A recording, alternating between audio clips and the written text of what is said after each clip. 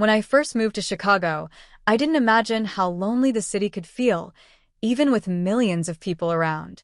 My name is Rachel Morgan, and after graduating from the University of Michigan, I landed my dream job as a marketing associate at a big firm downtown. I should have been thrilled, new city, good job, exciting possibilities. But after the first few weeks, I realized something was missing. I had colleagues, sure, but once I left the office, the nights were quiet, and weekends stretched out emptier than I cared to admit. Back in college, I always had friends around, study groups, dorm hangouts, people dropping by my apartment. But in Chicago, I found myself eating takeout alone in my small one-bedroom apartment, scrolling through my phone as if the endless feed could fill the silence. It was one chilly October evening when everything shifted. I had just gotten home from work and looked out the window at the glowing skyline. The lights were beautiful, but they reminded me how many stories were happening out there. People laughing, talking, gathering, while I was inside with a microwave dinner. And then it hit me. Maybe the problem wasn't that nobody wanted to be around me. Maybe I just hadn't asked. That thought stayed with me. The next day at work, during lunch break, I sat at a long table in the cafeteria, scrolling through emails while a group of coworkers chatted a few seats away. They were talking about weekend plans, football games, brunch spots, music festivals. My instinct was to smile politely and keep to myself. But then I remembered that voice in my head from the night before. Maybe you just have to ask. I turned toward them and said, "Hey, do you guys ever do stuff together after work?" The table went quiet for a second, and I instantly regretted it.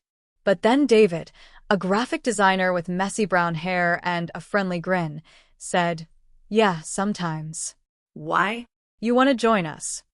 I nodded quickly, feeling both nervous and excited. Yeah.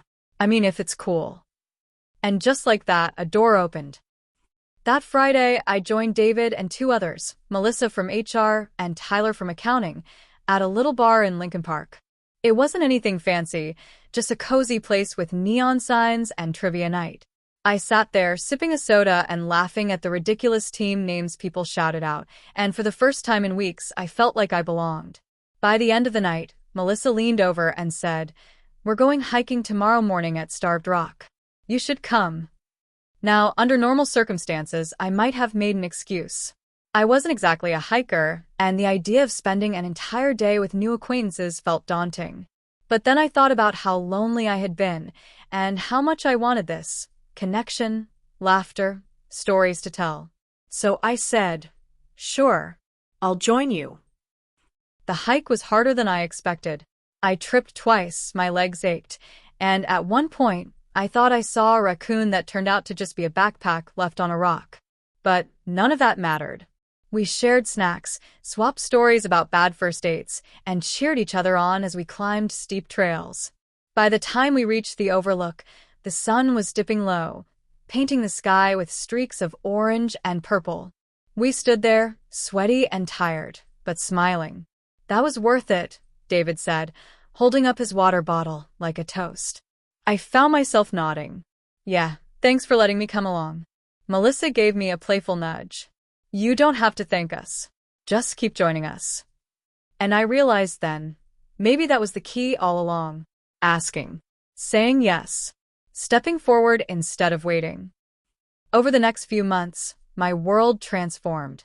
We started a group chat that buzzed constantly with memes, plans, and random thoughts. We had Taco Tuesdays at Melissa's apartment, board game nights at Tyler's place, and impromptu karaoke sessions where David proved he could actually sing. It wasn't just about fun, though. We leaned on each other. When I had a stressful presentation at work, they stayed late to help me rehearse.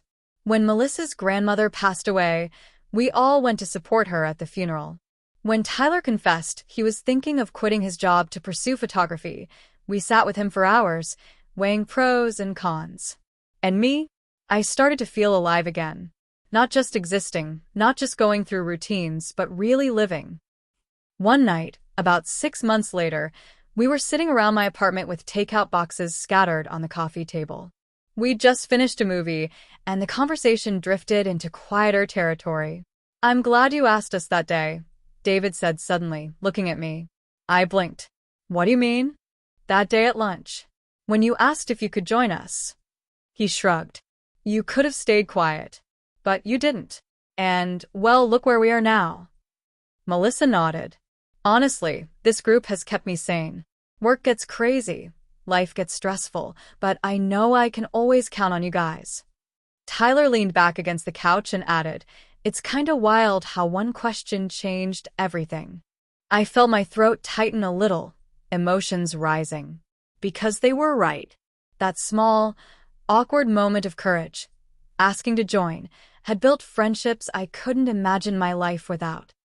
It's been over 2 years now since that first night out. Our group has only grown. We've welcomed new coworkers, neighbors, and even strangers we met at events who became part of the circle. We've celebrated birthdays, promotions, and even Tyler's first art gallery show. We've taken road trips to Nashville, Campton, Wisconsin, and spent countless nights just sitting around, talking about everything and nothing. And every time I look around at the faces of my friends, I remember that lonely October night in Chicago when I thought I had no one. All it took was asking. I asked them to join me. I whisper to myself sometimes, smiling. And they did. And that made all the difference.